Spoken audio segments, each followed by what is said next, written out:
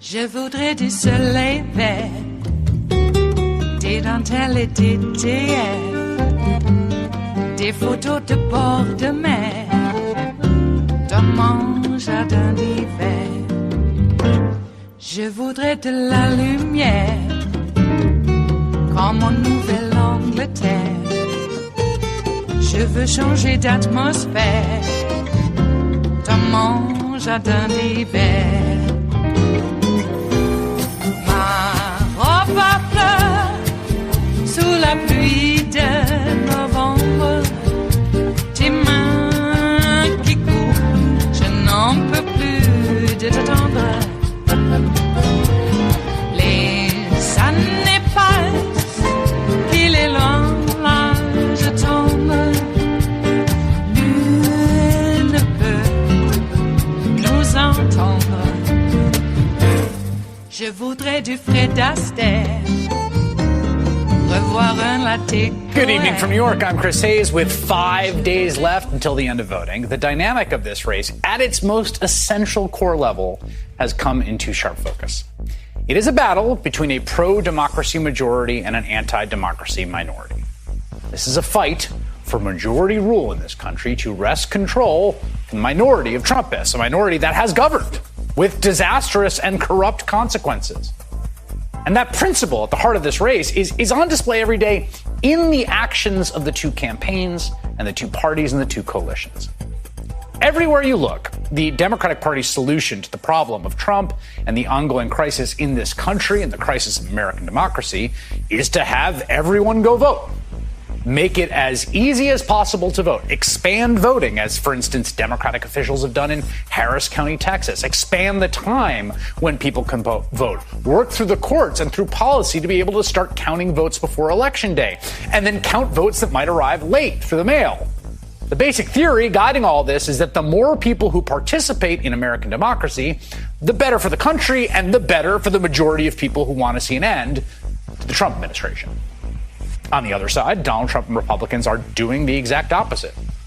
And while it's immoral and fundamentally anti-democratic in its approach, it is not an irrational strategy for them. They know they are not going to win a majority of the vote. Last time, Donald Trump won with nearly 3 million fewer votes than Hillary Clinton. He has a ceiling of support that Politico called his 50% problem. Donald Trump's approval rating has never hit 50%. He remains under 50% in national polling averages. And it is dawning on mainstream observers of this race that stopping people from voting and stopping votes from being counted is the Trump campaign's only viable option for victory. As Politico puts it, never before in modern presidential politics has a candidate been so reliant on wide-scale efforts to suppress the vote as Trump. A lot of these voter suppression efforts, as we've been reporting, are coming through the courts. The president and his campaign and Republican agents across the country are flooding the courts with lawsuits to try and stop votes from being counted and from people casting votes. This is an incomplete list of lawsuits, very incomplete. There's hundreds. We had to shrink the font just to get all this on one page to give you just a taste of what's going on. So earlier this week, the Supreme Court sided with Republicans, ruling that Wisconsin cannot count mail-in ballots received after Election Day, even if they were mailed before Election Day. Last week, the Supreme Court agreed with Republicans, blocking an order allowing Alabama voters, particularly old and disabled voters, to cast their ballots curbside. Took that away. Court agreed with South Carolina Republicans early this month that mail-in ballots in the state must have a witness signature, making it obviously harder to do that. Pennsylvania Republicans tried and so far have failed to get the Supreme Court to reverse a state court ruling that will allow ballots that arrive up to 3 days after Election Day to be counted. Republicans in the Trump campaign tried the same thing in the state of North Carolina to stop ballots from arriving after Election Day to be counted, with the same result. They got rejected. The Trump campaign had previously sued to limit the use of drop boxes in Pennsylvania. In Nevada, they filed 3 different lawsuits to limit the state's expanded mail-in vote system. In Texas, the top court in that state upheld the Republican governor's policy, allowing only 1 drop-off box per county. That's 1 drop-off box for the 4 million people in Harris County. Texas Republicans also, by the way, are suing to void thousands of ballots that were cast by voters in their cars. Republicans in Michigan sued to block a ruling allowing voters to choose anyone to deliver their absentee ballots and requiring absentee ballots that arrive late to be counted. The Trump campaign and Republicans have won a series of victories in Iowa, limiting absentee voting, making it harder for counties to process absentee ballot applications. That is just a small sample of all the litigation that's been going on. Just minutes ago, Minnesota Republicans won a case in the 8th Circuit Court of Appeals, it's a federal appellate court, that orders the segregation of late arriving absentee ballots in the state, the ones that come after Election Day but were mailed beforehand, with the suggestion that votes that arrive after 8 p.m. on Election Day be excluded from an official count. As conservative never-Trumper David French puts it, it is deeply disturbing that virtually everywhere the concerted litigation strategy of the GOP is to make sure that fewer votes are counted. The strategy goes far, far beyond any legitimate concern about fraud. The Trump and Republican strategy here has become completely untethered from any even invented claim, really, about fraud. I mean, they've voter suppressed in the past the voter ID where they said they were worried about fraud, and the president talks about fraud all the time. But in a lot of these lawsuits, they aren't even pretending that's what it's about anymore. Why would there be more fraud in a ballot that's mailed the day before election or the one that's mailed 2 weeks before? The thin excuses for voter suppression efforts that we used to see are just gone. They just want fewer votes to be counted because they can't win any other way. And they think they have the courts on their side. And on top of that, maybe even more dangerously, Republican forces in battleground states are basically doing everything in their power to delay the counting of mail-in votes, which are, of course, expected to be heavily pro-Biden. In Cumberland County, Pennsylvania, where Donald Trump won by over 17 points in 2016, the county election board announced yesterday it will not even start counting mail-in and absentee ballots until the day after the election. We are living through, as you may know, a once-in-a-century pandemic, which looks to be spiraling out of control with 5 days to go until the election day. The incumbent president is down an average of about 9 points in the polls. Unemployment is still nearly 8%. The fundamentals of this race are a disaster for the president and his party, and they know exactly what they're doing. Their last hope is to essentially subvert democracy itself, because a free and fair election in which everyone participates would result in a whooping. It is Friday, the 30th of October of 2020, and you are in West Coast Cookbook and Speakeasy. I am your chef de cuisine, Justice Putnam. Gunner the English Bulldog is our snoozing sous chef, and our daily special is Blue Moon Spirits Fridays, because we are all Nighthawks in the Diner of Life, indeed. Well, we got a whole big weekend ahead of us, because on Tuesday is what they call Election Day, though I would say we are in election season. Trump is convinced that all counting must stop on Election Day, the day that it starts. I have no idea where this guy learned American civics. Maybe from the FSB. I've mentioned that before, and I think it's more than true. He is a flight risk, by the way. I sure as hell hope the feds have a tracking device on him for when he loses. Will he wait till the inauguration to scoot out of the country? I don't know. I wonder if there's any wagering on the betting boards about that possibility. I think there is, because they bet on everything. Everything! Coronavirus deaths are spiking again, and apparently it's all over, though. Don't worry about it. And now, if the COVID doesn't kill you at Trump's Nuremberg super spreader rallies, and if hypothermia doesn't kill you at Trump's Nuremberg super spreader rallies, heat stroke will. They're running the gamut. They're going to kill their supporters every which way they can. Why? Why would anyone want to kill their own people?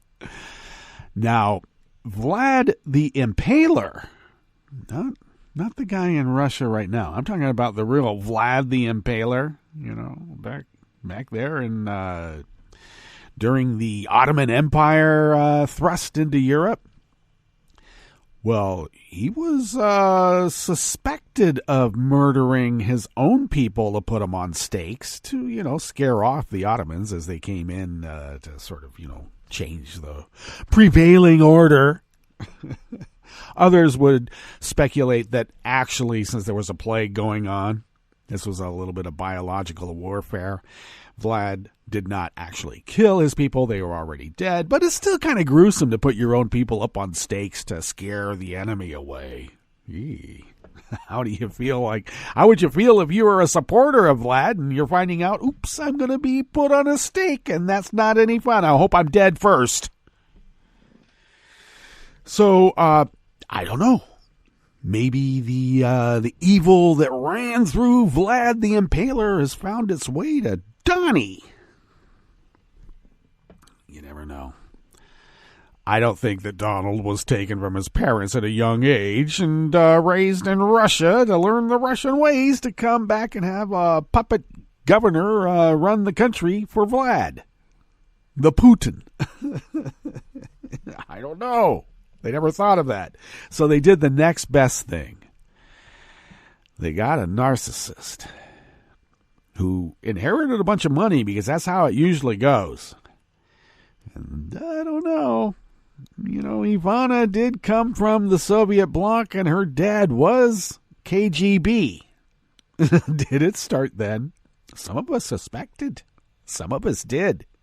But we kind of laughed about it because, that's stupid. Who'd be that brazen? Well, now we know, don't we? Indeed.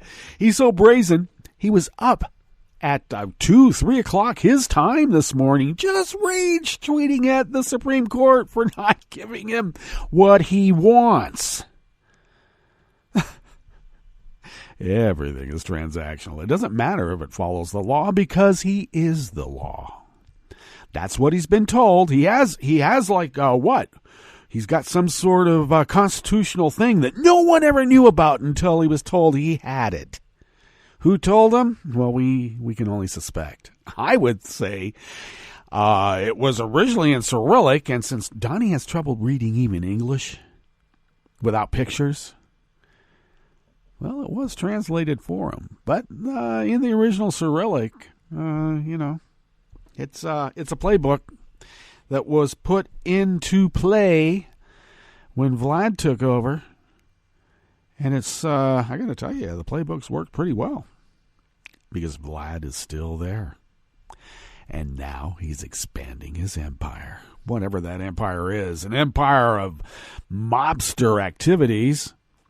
We have the Russian mob, which is just a nice way of saying Vlad and his military, his government, hacking into hospitals with ransomware demanding money. Sure, they're demanding money. Money is just the fruit of their labors. It's pillaging. The real reason they're doing it is not to pillage, but to destroy the enemy. And we are the enemy. They declared war on us. And we better wrap our heads around this, that we are at war.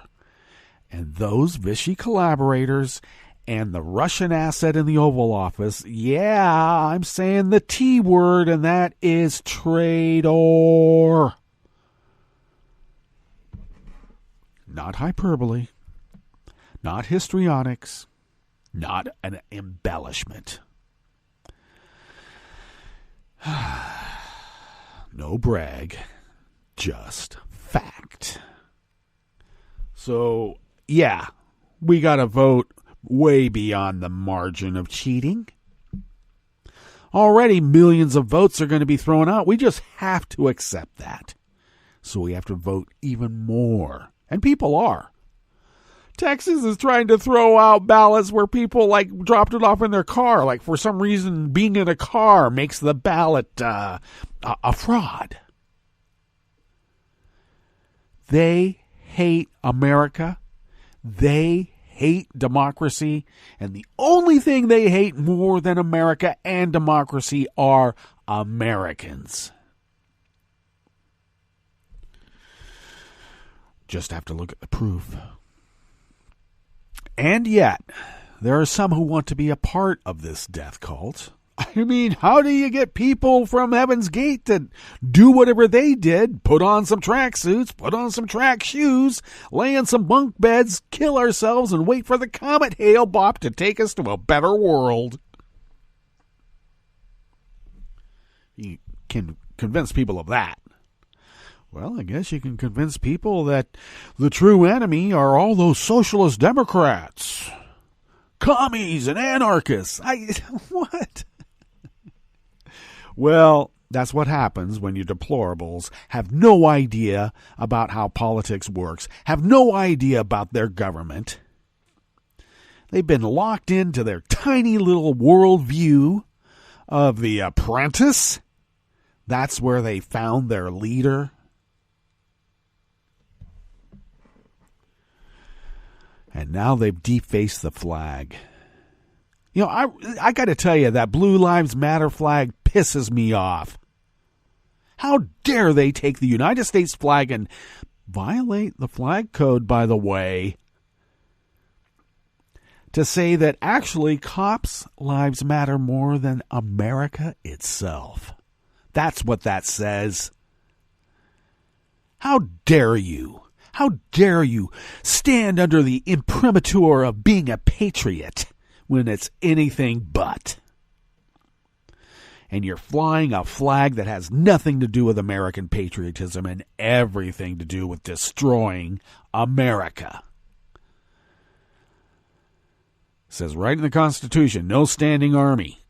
Oh, you think that the feds with their military is a standing army? No, I'm talking about every cop precinct in all of America. Every single one of them have weapons of war. Is that to protect the Constitution from enemies foreign, or who they deem enemies as domestic? And who are the domestic enemies? Well, American people who vote. Because if American people vote, they don't want that. And the only way that can stay in power is to keep the American people from voting. And they're working damn hard at it, aren't they? So why do I have to pretend that these are my friends? This is just family. And the media says, oh, there's a civil war brewing. 4 out of 5 Biden and Trump supporters say they won't accept the results, as if the Democratic side of the spectrum are taking up arms to have an insurrection afterwards. The only people doing this are the right wing, and they're plotting to kidnap governors and behead them. And yet Antifa is the scary ones. Anti-fascists are very scary to the fascists now, aren't they? And well, they should. Because you know what? Anti-fascists vote. I'm an anti-fascist and I'm voting. Actually, I should clarify that. I voted. What's on the rest of the menu here in the Bistro Cafe of West Coast Cookbook and Speakeasy? You know, it is Friday, and on Blue Moon Spirits Fridays, we always have the virtual French 77s available. So feel free. You know, it is virtual after all. Okay, well, at the top. This is what this whole argument is about. The election is a battle between a pro-democracy majority and an anti-democracy minority. And they're not going to give up their power willingly.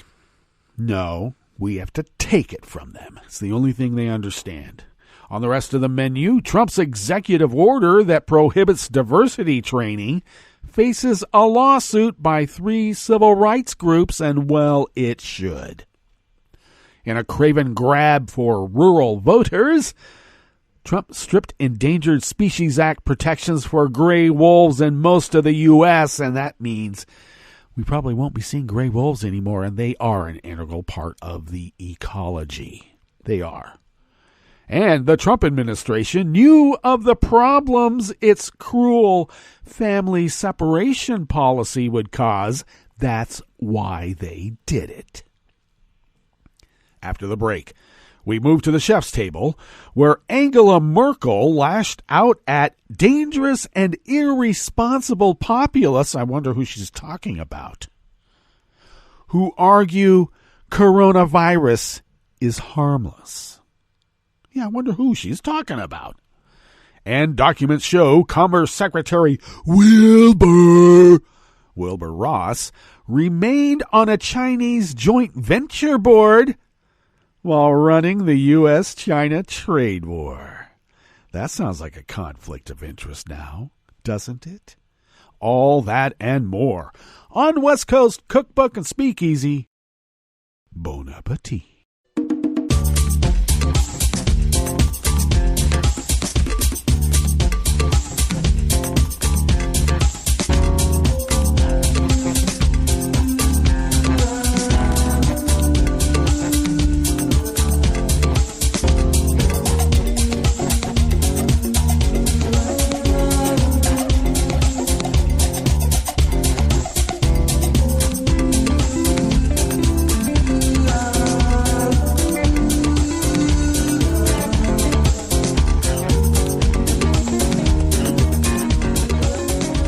The bottom of our homepage at netrootsradio.com, to the rightish of the page, is our chat room link, monitored by Kelly Lincoln. Thank you, Kelly. To the leftish of that chat room link, near the bottom of our homepage at netrootsradio.com, is the link to our Patreon page, and do please become a recurring Patreon of Netroots Radio. We need you now more than ever, and I know these are perilous times, but if you are able to afford an espresso-type coffee drink to, I don't know, send our way, if you could send those funds instead. We'll drink the coffee, but if you send the funds instead, we'll pay our bills, get the needed machinery and attendant software to keep this little powerhouse of resistance resisting as the founders originally intended. And we thank those who have been so generous over all these many years, and we thank those of you for your future Patreonage. Thank you. If you would like to follow Netroots Radio on Twitter, do so at Netroots Radio. Tom takes care of that. Tom takes care of a lot more, and we thank Tom also for doing so much. I take care of me, and I am at Justice Putnam on Twitter. I post the show notes and links, diary, and it will still be a diary. I don't care what anyone says. On Daily Co's, about 10 minutes before showtime. I then link that up on Twitter and other social media platforms because that's what you do. Follow the show on Twitter at Cookbook West and pick up podcasts by way of Spreaker, Stitcher, TuneIn, iHeart, YouTube, iTunes, etc., etc., etc. Well, we had some pretty good news yesterday that I failed to mention at the top, but hey, Glenn Greenwald, we hardly wanted to know you. Yeah. Okay, well, I was never on the Greenwald train. The guy, I don't know, there was something amiss. Let's just put it that way. And even when Coase was an advocate of WikiLeaks, I wondered a lot. And haven't my fears been proved out? Glenn Greenwald quit The Intercept right about the time now, as I'm finding out. They may lose some tax status and become a private company rather than a charity. I guess. Glenn Greenwald was getting $500,000 a year, $500,000 a year. Man, I guess I'm never going to be a media mogul with the kinds of, I don't know. We don't make money here. We spend it. Isn't that what news is supposed to do, even the satirical types? Well, I don't know. Maybe I'm just not creating the best business model in which to create an empire. No, we're the White Rose Society, and we're just blanketing the universities with leaflets. Okay, and it seems to piss them off enough they want to chop our heads off. Jeez, so we must be doing something right.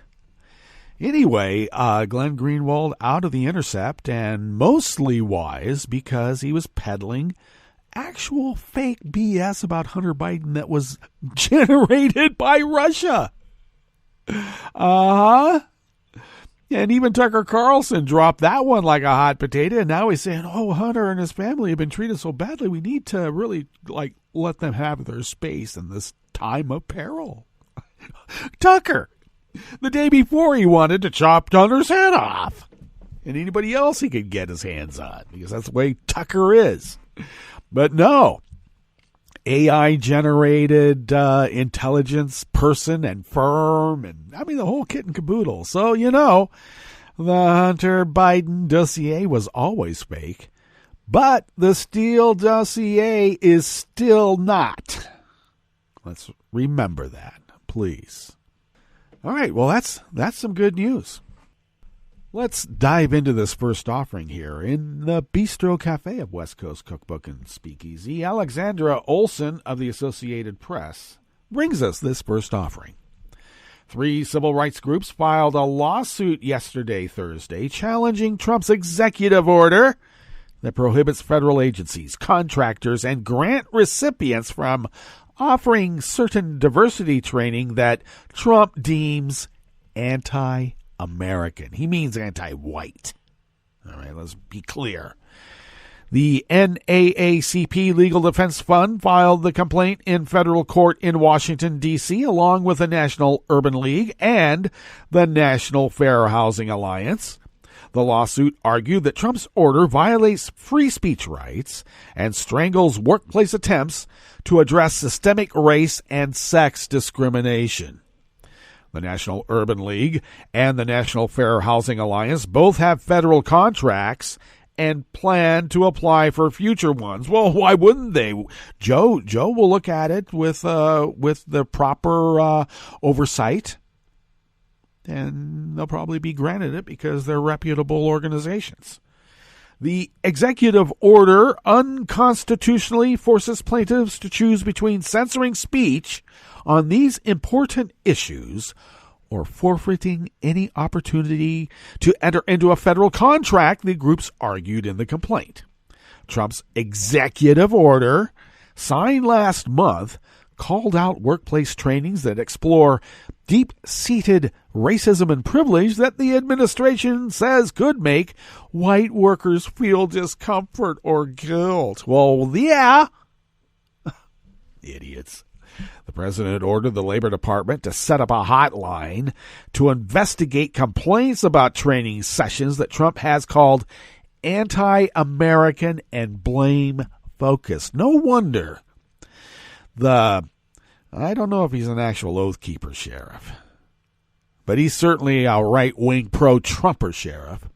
No wonder during our Thursday workshops at the City Council here in Rogue River, when there was a workshop on systemic racism, Police Chief Whipple of Rogue River ran them out of town, frightened them so much that organizer and presenter went into hiding. And out of that arose a protest. And out of that protest, hundreds of maggots descended upon our little town of Rogue River to take on the terrible anti-American Black Lives Matter people who are going to vote for that socialist commie, Joe Biden. So, I don't know, maybe that explains it because of an order like this. Trump has said he is targeting training based on critical race theory. Wow. The idea that race has permeated American history and institutions. Well, yeah. Don, like you ever excelled in anything academic.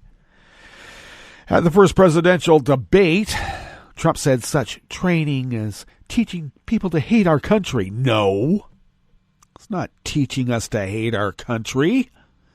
How can you love your country if you can't fix its problems?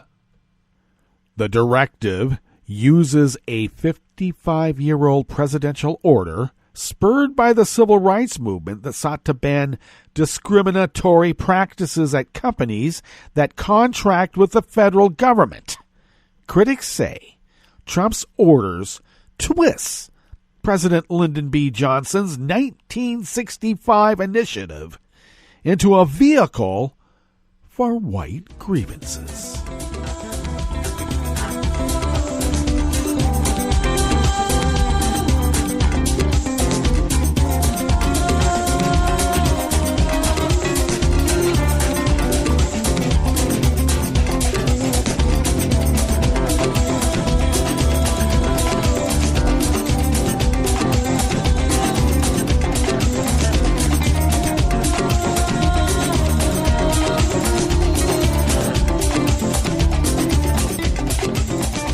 Brown, John Fletcher, and Jim Moan of the AP bring us this next offering here in the Bistro Cafe of West Coast Cookbook and Speakeasy, Blue Moon Spirits Fridays. Trump administration officials yesterday, Thursday, stripped Endangered Species Act protections for gray wolves in most of the U.S., ending long-standing federal safeguards and putting states and tribes in charge of overseeing the predators. The U.S. Department of Interior announced just days ahead of the November 3rd election could lead to resumption of wolf hunts in Michigan, Minnesota, and Wisconsin. Oh, he's going for the hunter vote. Not Biden. A crucial battleground in the campaign between Trump and former Vice President Joe Biden is the latest in a series of administration actions on the environment that appeal to key blocks of rural voters in the race's final days, including steps to allow more mining in Minnesota and logging in Alaska. Yeah, opened up the Tongass National Reserve. Go for it. Minnesota Governor Tim Walz, who opposes recreational wolf hunting, called the decision disappointing, and wildlife advocacy groups pledged to fight it in court. Both feared and revered by people, gray wolves have recovered from near extinction in parts of the country, but remain absent from much of their historical range. Federal wildlife officials contend thriving populations in the western Great Lakes region, Rocky Mountains, and Pacific Northwest ensure the species' long-term survival. They argue it's not necessary for wolves to be in every place they once inhabited to be considered recovered because we could put them in a zoo. In an announcement attended by several dozen people at a national wildlife refuge overlooking the Minnesota River in Minneapolis, a suburb of Bloomington, Interior Secretary David Bernhardt declared the gray wolf's recovery a milestone of success. Now go out there and kill them all. Former U.S. Fish and Wildlife Service Director Dan Ash agrees that wolves were recovered and said it's time for the agency to move on to help other imperiled wildlife that they can kill. But he questioned the announcement coming so close to the election. You know, it creates the perception that it's being done for political reasons, Ash said in an interview. Well, it's exactly that now, isn't it?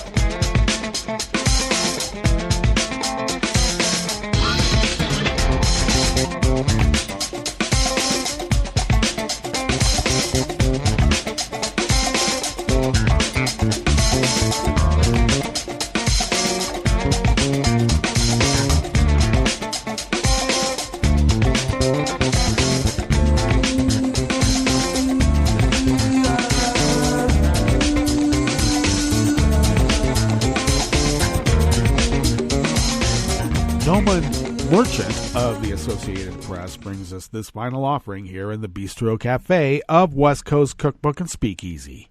Months before the Trump administration separated thousands of families at the U.S.-Mexico border, a pilot program in Texas left child welfare officials scrambling to find empty beds for babies taken from their parents in a preview of bigger problems to come, according to a report released yesterday, Thursday, by congressional Democrats.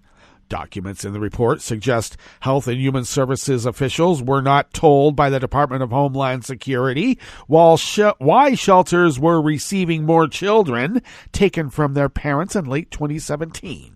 It has since been revealed that DHS was operating a pilot program in El Paso, Texas, that prosecuted parents for crossing the border illegally and took their children away to HHS shelters.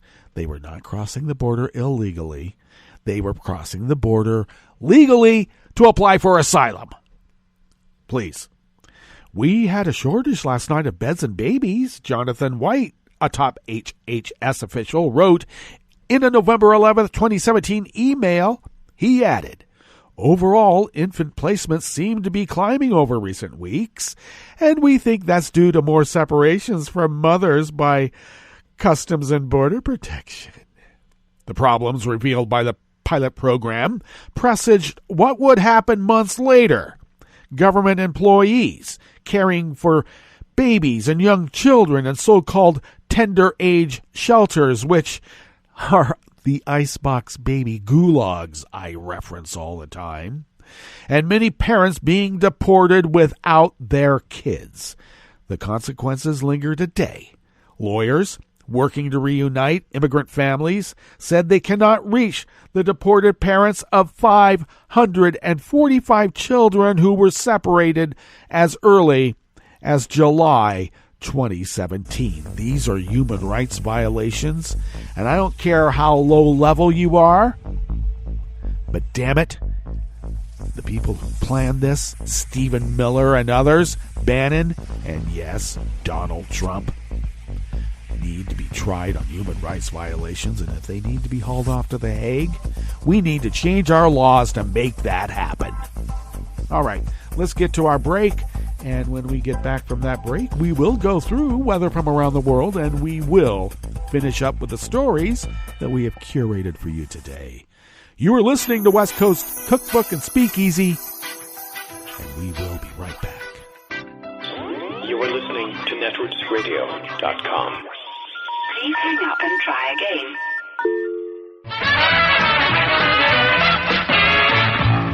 From a point at sea to the circles of your mind, a new force is at work for planetary transformation.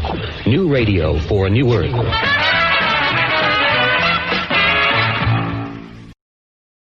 This is Take Two Movie Review. I'm Kim Lowe. This week, a sweet mystery.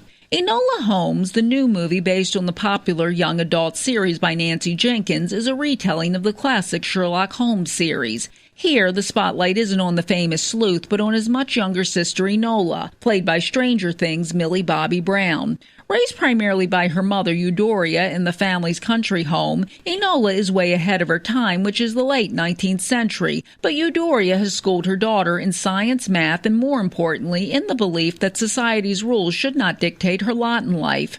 On Enola's 16th birthday, Eudora disappears, leaving behind a series of clues as to what might have happened to her. Enola's older brothers are of little use and seem more eager to send her off to a strict boarding school to learn the ways of society ladies than they are in locating their mother, so the job is left to Enola. Along the way, she meets a rebellious aristocratic boy and a host of other characters, including a women's rights group who seem to know her mother. While the film clocks in at over 2 hours, there are lots of plot lines to tie up, all while laying the groundwork for a possible sequel. Brown shows she's a versatile actress, while Helena Bonham Carter does the job in her role as Eudora, making the character's eccentricities seem real and not forced or done for laughs. While Henry Cavill and Sam Claflin are respectable in their respective roles as Sherlock and Mycroft, it's the women who lead this one. Women challenging institutionalized sexism is a message that will resonate with women and girls today, even amidst the wonderful Victorian set design. For those looking for a good one to watch with daughters or nieces, etc., Enola Holmes won't disappoint. This has been Take Two Movie Review. I'm Kim Lowe. Catch up with us at TakeTwoMovieReview.com and feed us back on our channel on YouTube.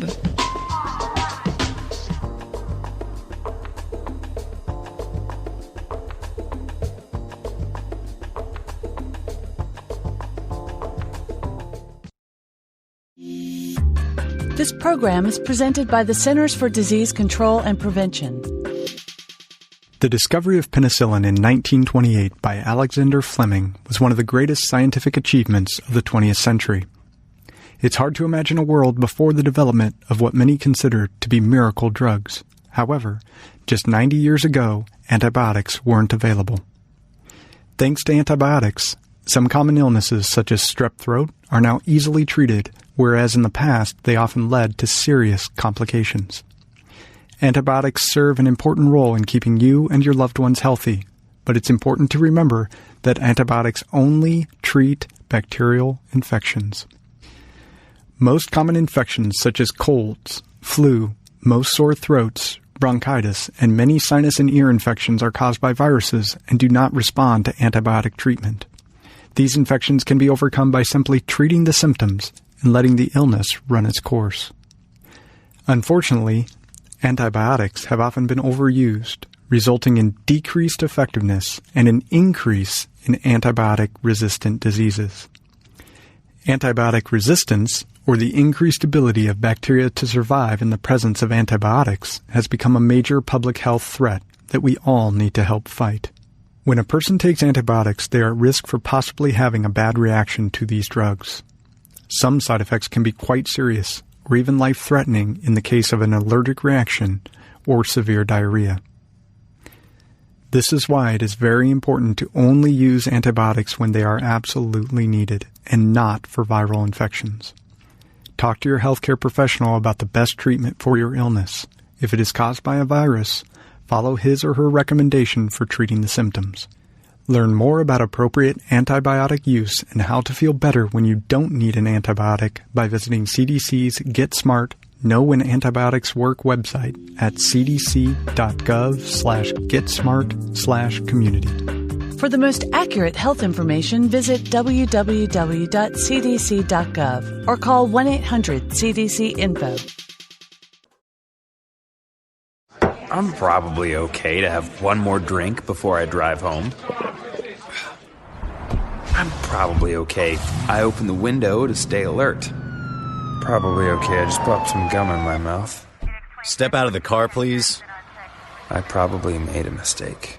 Probably okay isn't okay when it comes to drinking and driving. If you see a warning sign, stop and call a cab, a car, or a friend. Buzzed driving is drunk driving. A message brought to you by NHTSA and the Ad Council. Hi, I'm Tom Hartman, and since you're listening to netrootsradio.com, show your progressive side and go to the donate button on the bottom of the homepage. It's progressives like you who power Netroots Radio and keep the progressive message beaming everywhere 24 hours a day. Just go to our donate button at the bottom of netrootsradio.com. Thank you for keeping progressive radio at full power.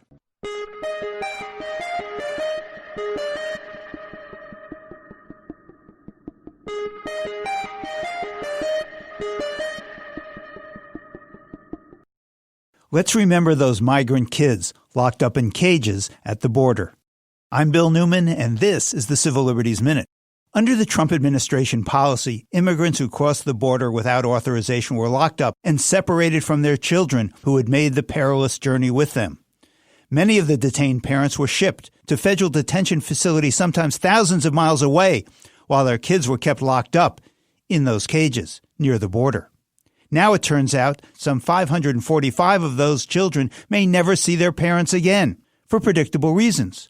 For example, 60 of the children were younger than 5 when they were separated from their parents, so they can't really help in the search for their parents. Good record-keeping by the government was essential, but the government's record-keeping was abysmal. The legal director of Justice in Motion, the group leading the search for the family, said, quote, "The Trump administration had no plans to keep track of the families or ever reunite them. That's why we're in the situation we're in now." And the lead attorney for the ACLU in the court challenge against the policy, now seeking family reunification, said, "The fact that the government kept the names from the court, from us, from the public, was astounding. We could have been searching for them this whole time." But that didn't happen, so the searching and the lawsuit go on.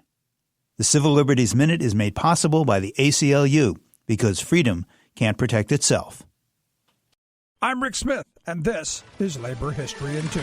On this day in labor history, the year was 1929. On that Wednesday morning, people across the United States woke up to newspaper headlines informing them that something had gone horribly wrong on Wall Street the day before. Black Tuesday, as the day came to be known, had capped off a devastating drop in the market that had begun with the great crash the prior Thursday. $25 billion was lost in the crash, which would be about $300 billion in today's money. The crash helped spark the Great Depression that saw unemployment soar to 25% and nearly half of the banks in the United States fail. But the day after the crash, the news reports were not all doom and gloom. While Variety declared in big bold letters, "Wall Street lays an egg," other headlines struck a different tone. The New York Times wordy headline stated, quote, "Stocks collapse in 16,410,000 30-share day, but rally at close cheers brokers. Bankers optimistic to continue aid." The Chicago Tribune went with the more concise, "Stock slump ends in rally." Newspaper reporters attempted to explain the crash. The Denver Post blamed the downturn on gamblers. The Philadelphia Evening Ledger blamed the propagandists of gloom and economic terror. And the New York Times blamed the reckless Wall Street speculators. But many papers also attempted to quell panic over the bad news from New York. The Kansas City Star assured readers that once the adjustment is completed,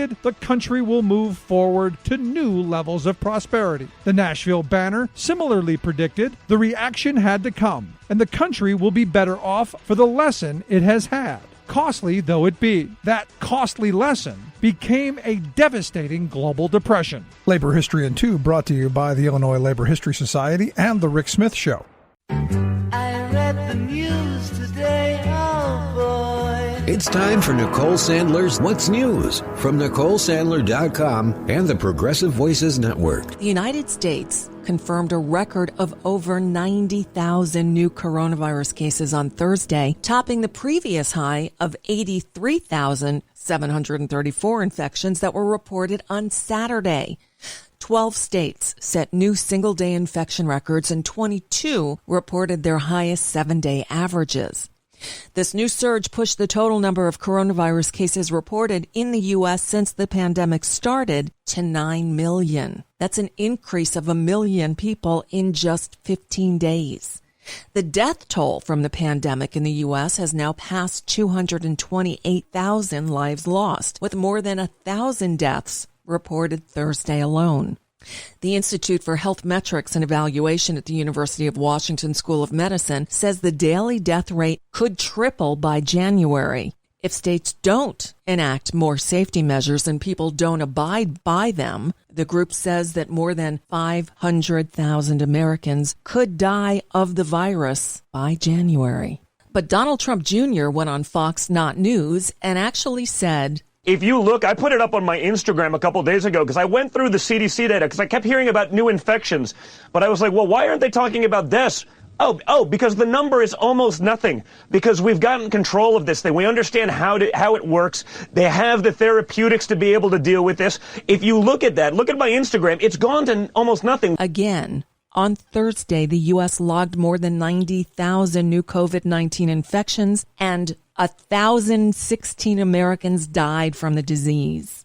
So just when we need our hospitals the most, 3 government agencies, the FBI, Department of Health and Human Services, and the Department of Homeland Security's Cybersecurity and Infrastructure Security Agency, warned hospital administrators and security researchers about a credible threat of cyber attacks to American hospitals. Some are already being hit with ransomware attacks that freeze their computer systems. This Vermont information tonight reported by NBC News, plus the 5 or 6 other hospitals that were already reported, 400 hospitals potentially on deck in terms of how the hackers have been discussing this amongst themselves online. Who is this current hospital attack being attributed to? TrickBot.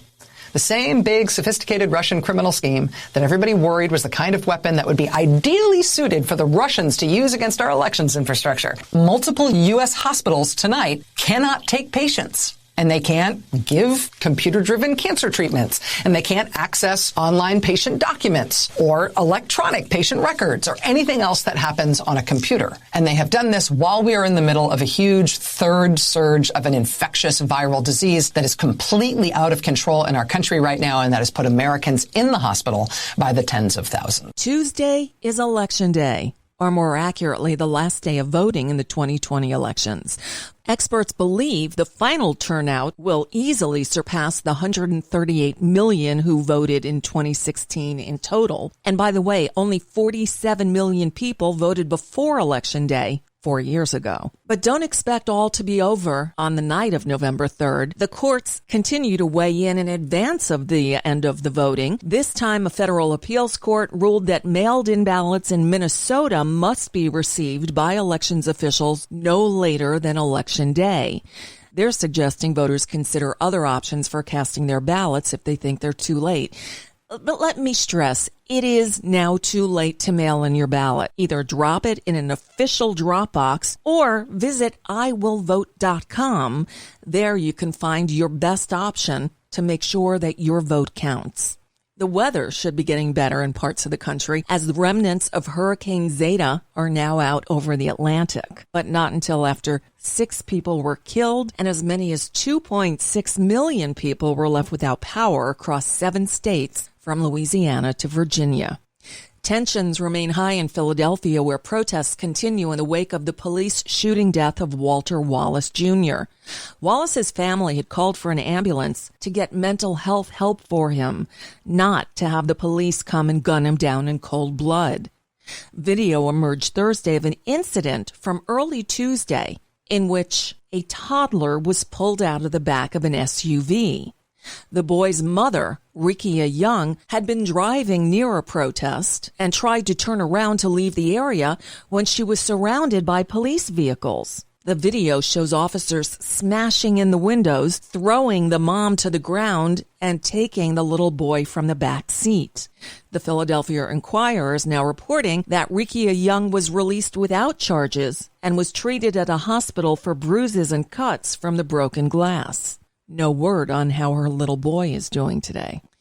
Meanwhile, Philadelphia's city council has passed a bill banning police use of tear gas, rubber bullets, and pepper spray during protests or other First Amendment protected activities. And a reminder that this weekend we gain an hour. Yes, it is Fallback Sunday as daylight savings time ends. And that's just a bit of what's news for now. I'm Nicole Sandler. If you appreciate these reports and the Nicole Sandler Show, I hope you'll consider making a contribution. My work is 100% listener supported, and I can't do it without your help. Find out more at NicoleSandler.com, and please click on that donate button.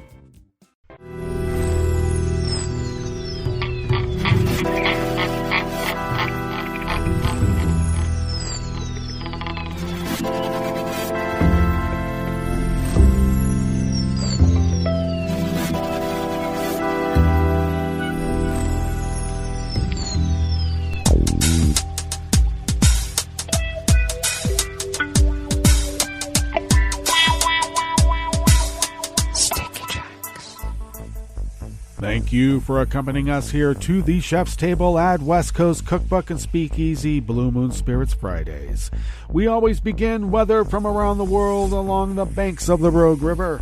In the Rogue River Valley of southern Oregon on the west coast of the continental United States of America, where it is currently 32 degrees Fahrenheit, expecting a high of only about 68 to 70. Plentiful sunshine, winds will be light and variable. A few clouds tonight, lows in the mid to lower 40s, could be cooler, winds light and variable. Partly cloudy skies tomorrow, Saturday, with a high near 73. Winds light and variable for the kiddies as they come to the gate. They're not coming up to the door for the candy. Confirmed coronavirus cases in Jackson County in the southern part of Oregon now stand at 1,796 with 7 deceased. We're skipping a little bit. Ragweed pollen is low. The air quality index is good at 27 parts per million, and the daytime UV index is low at 2. Barometric pressure is holding steady at 30.12 inches. Visibility is up to 10 miles, and relative humidity is at 90%. Weather from around the world is brought to you by people's personal weather stations that they purchased. These people planted these purchased personal weather stations somewhere on their property, and these people positively live around the world. London is 60 and cloudy. Paris is 61 and cloudy. Rome is 68 and sunny. Kyiv is 51 and mostly cloudy. Kabul is 52 degrees and fair. Hong Kong is 72 and mostly cloudy. Tokyo is 53 and clear. And Sydney, Australia is 65 and cloudy.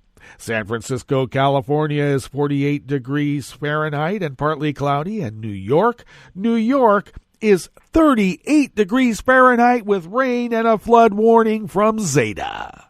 And that is weather from around the world, brought to you by people's personal weather stations that they purchased, and these people planted these purchased personal weather stations somewhere on their property, and these people positively live around the world.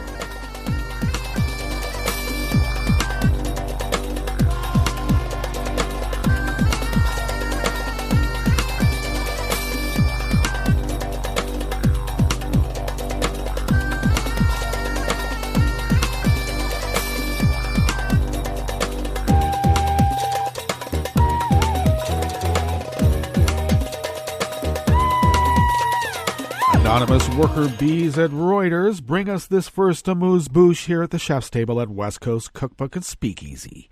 Populists who argue the coronavirus is harmless are dangerous and irresponsible, German Chancellor Angela Merkel said, defending a circuit break lockdown aimed at slowing the spread of the virus. We are in a dramatic situation at the start of the cold season. It affects us all without exception, Merkel told the Bundestag lower house of Parliament, adding new restrictions to reduce social contact were necessary and proportionate. With an election less than a year away, Merkel is keen to keep Germans on board despite the risks of a new hit to Europe's biggest economy. She said populists who question the seriousness of the crisis were putting lives at risk. Lies and disinformation, conspiracy theories, and hatred damage not only the democratic debate, but also the fight against the virus, she told Parliament in a speech during which she was heckled by far-right Alternative for Democracy lawmakers.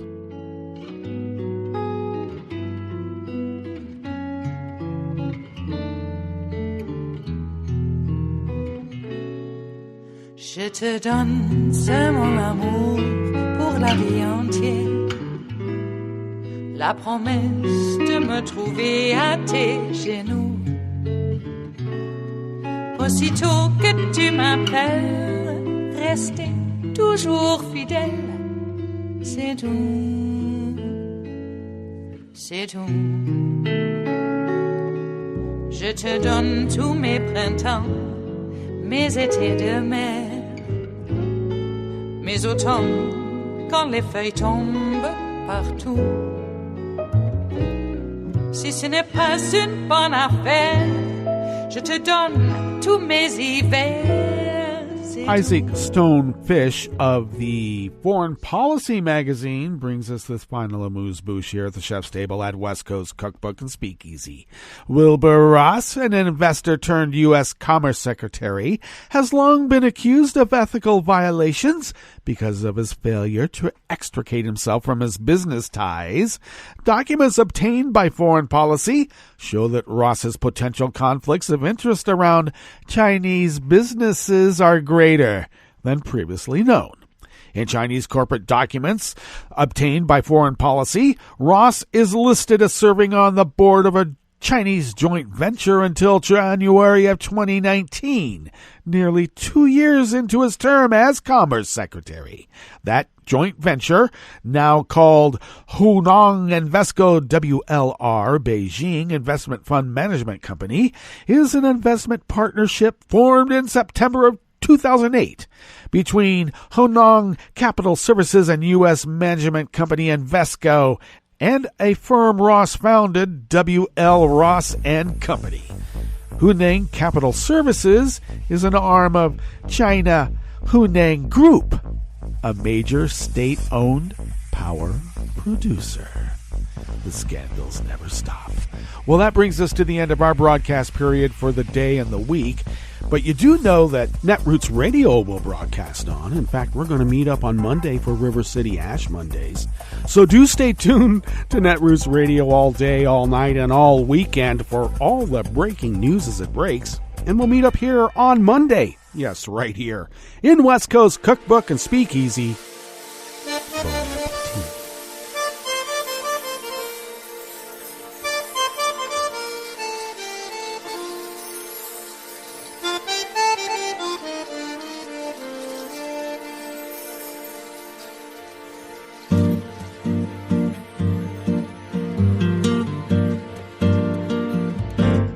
Je voudrais du soleil vert, des dentelles et des théières, des photos de bord de mer, dans mon jardin d'hiver. Je voudrais de la lumière, comme en Nouvelle-Angleterre. Je veux changer d'atmosphère, dans mon jardin d'hiver. À fleurs sous la pluie de novembre, tes mains qui courent, je n'en peux plus de t'attendre. Les années passent, qu'il est loin, là je tombe. Nul ne peut nous entendre. Je voudrais du Fred Astaire, revoir un latte coeur. Je voudrais toujours te plaire dans mon jardin d'hiver. Je veux déjeuner par terre, comme au long de golfe clair. T'embrasser les yeux ouverts dans mon jardin d'hiver.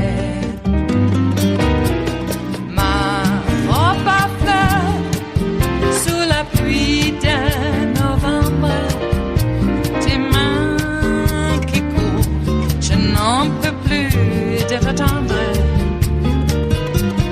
Les années passent, il est loin, là je tombe. Nul ne peut nous entendre. Ba-da-da-dum-di-da-dum.